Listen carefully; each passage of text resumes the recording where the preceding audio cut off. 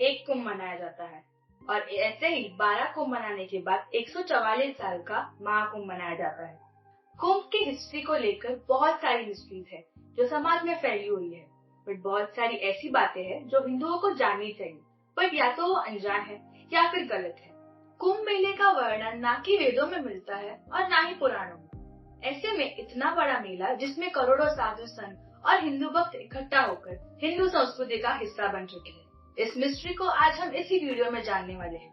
तो दोस्तों, स्वागत है आपका हमारे आज के एजुकेशन पॉडकास्ट एपिसोड नंबर 2 में, जिसमें हम कुंभ मेले के सब रहस्य जो हिस्ट्री है उसके बारे में जानने वाले हैं। तो कुंभ इस बात से जाना जाता है कि प्रयागराज में स्नान करने से सब पाप धुल जाते हैं, पर कुंभ इससे भी बढ़कर है। कुंभ में और क्या क्या होता है, चलिए जानते हैं। तो दोस्तों, जो भी साधु संत होते हैं वो 12 वर्षों तक कहीं भी रहकर कहीं भी तपस्या करे और कहीं भी साधना करे, लेकिन 12 वर्षों बाद वो प्रयागराज जरूर मिलने आते हैं। ये सिर्फ स्नान के लिए नहीं आते, बल्कि उन 12 वर्षों में यदि कुछ नया पता चला है, यदि कुछ नए अनुभव हुए हैं, कुछ नए विद्याएं पता चली है, तो उनको आपस में मंथन करते हैं, चिंतन करते हैं और वहाँ पर शास्त्र भी होते हैं और साथ में कल्पवास भी होता है। तो चलिए, कल्पवास क्या होता है? जितने समय तक कुंभ मेला होता है उतने समय तक सर्व त्याग किया जाता है। केवल एक समय खाना खाया जाता है और जमीन पे सोया जाता है। अभी जितने सन्यासी होते हैं ये अलग अलग अखाड़ों में बंधे रहते हैं। अब समझते हैं अखाड़ों की परंपरा क्या है। जब हम अखाड़ा ये वर्ड सुनते हैं तब हमारे दिमाग में व्यायामशाला आती है, क्योंकि ये वर्ड हमने वही सुना होता है। तो अखाड़ा साधु संतों के लिए क्यों प्रयोग किया जाता है?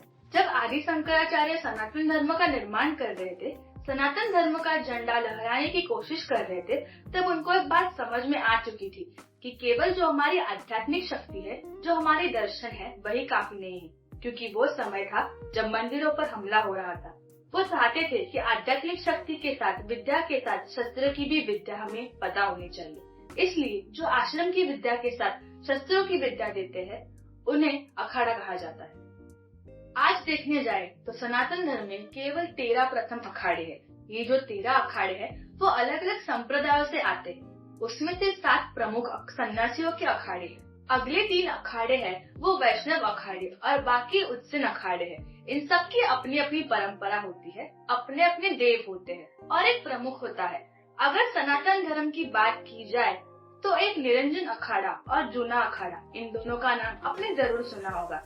निरंजन अखाड़ों में इष्ट देव कार्तिक स्वामी है और जूना अखाड़ा के देव दात देव है।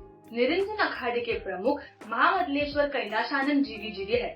जब कुंभ होता है तब अखाड़े इनका धर्म ध्वज घुमाते हैं जो 92 हाथ ऊंचे होता है और उसको अपने शिविर में लगाते हैं और उसे ऐसा माना जाता है कि वह टकराकर पूरे कुंभ में फैल जाती है। अखाड़े स्नान जब करते हैं तब उसे शाही स्नान से जाना जाता है और राजयोग स्नान से भी जाना जाता है। चलिए दोस्तों, ये था आज का हमारा एपिसोड। मुझे उम्मीद है कि महाकुंभ मेले की ये जर्नी आपको जरूर पसंद आई हो और आपको ये जरूर इंस्पायर करे, चाहे आप वहाँ फिजिकली जा पाए या ना पाए।